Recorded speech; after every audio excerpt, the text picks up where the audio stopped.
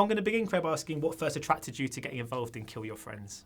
It was just very unique and insanely dark in a very funny way. And for me, just like complete escapism. And I thought it'd be, really cool to be a part of a British film like this.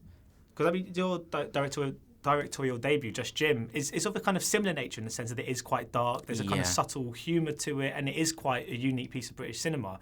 Do you find that you're attracted to the similar films to act in that you would be then to direct?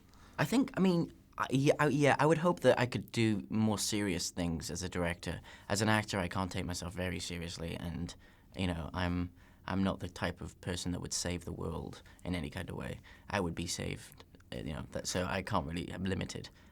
But yeah, I suppose so. Yeah, anything with I think it's good to laugh. Like I find it weird when you go in to see a movie for like 2.5 hours and there's no laughs in it. I just feel like it's insulting. Like you should laugh.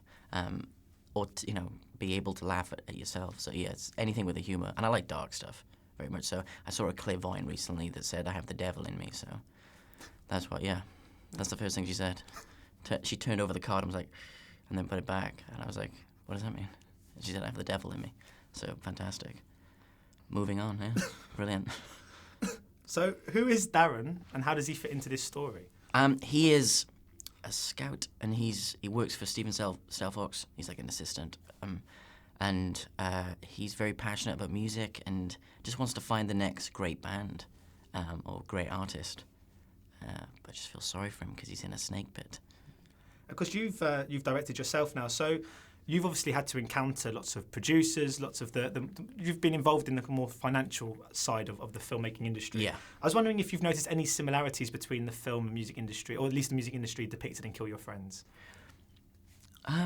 It's obviously very, money driven, and it has to be. Like there's no way of it succeeding in any kind of way. I don't know. This movie is a very kind of heightened, and the grammar of the movie is very cynical, I suppose. So, like, it's not depicting people in a good way. Whereas I feel, in real life, people just want to make good stuff. I'd hope they'd want to, as opposed to making it for money. I mean, this is one of sort of Nicholas Holt's sort of finest roles. Yeah, I was wondering what he's like to collaborate with, because you spend pretty much every scene that you're in alongside him.